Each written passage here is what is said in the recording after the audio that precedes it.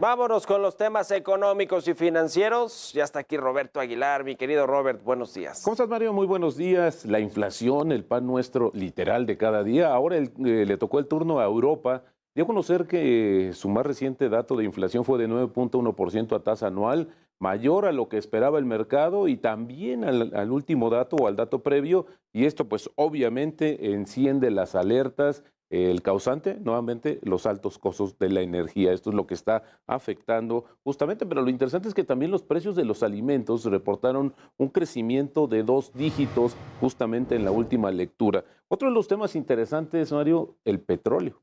El petróleo ayer cayó casi $6, los marcadores internacionales había tomado un leve respiro, pero hoy nuevamente están bajando y esto pues se acrecenta justamente por los temores de una desaceleración brusca de la economía que nos lleve justamente a una etapa recesión. Así es que inflación y recesión, yo diría las palabras justamente del año. Y también te diría justamente que el tema de esta discusión que tienen los países en Europa, que ha generado una polémica entre limitar o no la llegada de turistas rusos a Europa. 2 días, hoy es el segundo día en Praga que lo discuten los ministros de Relaciones Exteriores de todos los países y hay una opción que pareciera ser salomónica, Mario, no prohibir la llegada de turistas, pero sí exigirles o que el proceso sea más largo y que también paguen justamente por esas visas. Así es que hoy deberá estar ya determinado. Es interesante porque, bueno, al final del día se convierte en una fuente de recursos, pero más allá de esto, si fuera una cuestión extrema, pues Rusia también podría responder porque ya se ha manifestado como un paquete adicional de sanciones contra Rusia por el tema de Ucrania. Y el tipo de cambio también se nos disparó, Mario, desde el día de ayer. Ahora está cotizando en 20.18 en su modalidad interbancaria, ya justamente reflejando también la inestabilidad, pues esta volatilidad que hay en los mercados financieros internacionales. Y también en el plano internacional te comento que los ingresos petroleros, apoyados justo por los altos precios internacionales,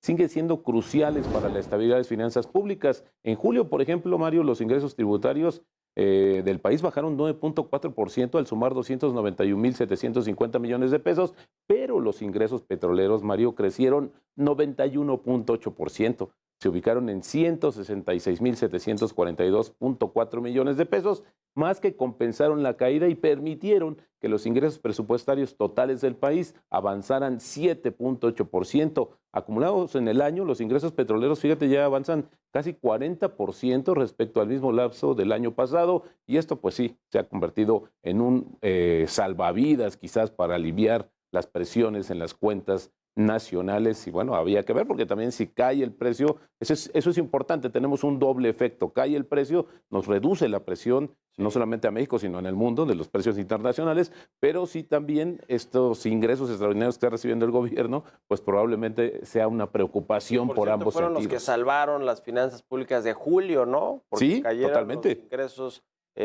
tributarios, los impuestos, el cobro de los impuestos, y lo que se aumentó casi 100% al doble fueron los ingresos petroleros. Entonces, exactamente. eso terminó por cubrir o por resarcir, digamos, esta baja en la captación de impuestos. Así que cuando ya no tengamos estos altos precios del petróleo, que ya lo sabemos por el tema de las gasolinas, también se reduce la presión para las finanzas públicas por los subsidios.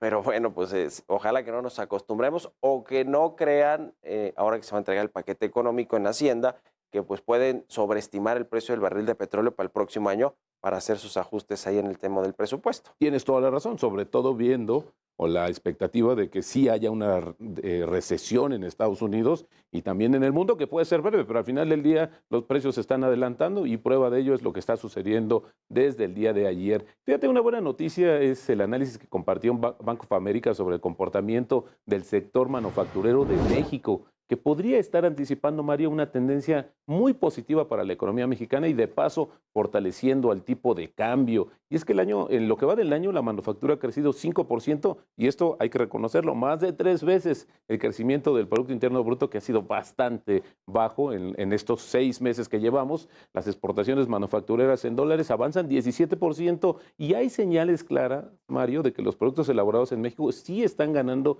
más presencia en las importaciones estadounidenses. En suma, México ya estaría anticipándose y beneficiándose de esta relocalización de las cadenas productivas globales. Un buen punto de vista de lo que compartió justamente este banco y que te decía yo, que también explica en buena medida por qué este fortalecimiento del tipo de cambio, que ha sido una variable que hay que reconocerlo también. En los últimos años se ha mantenido relativamente estable y la verdad es que pues preguntábamos y veíamos con duda quizás, pero bueno, esto podría ser uno de los elementos fundamentales. Muy bien, gracias mi querido Robert. Al contrario, Mario, muy buenos días y las finanzas nos harán libres. Buen miércoles. Vámonos ahora a conocer cómo están operando los indicadores financieros más importantes del mundo.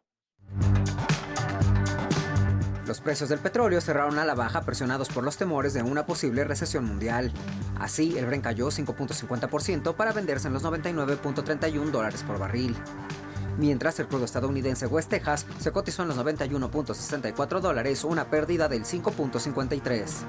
Por su parte, la mezcla mexicana de petróleo cedió 5.06% para ubicarse en los $88.65 por barril. La tasa de interés interbancaria del Banco de México se ubica en 8.81%, mientras que los CETES a 28 días alcanzan el 8.35%.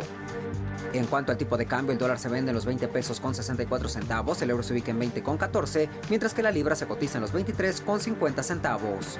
En el mercado bursátil, la Bolsa Mexicana de Valores cerró operaciones con una baja del 0.86%, el Standard & Poor's cayó 1.1%, mientras que el Nikkei pierde 0.37%.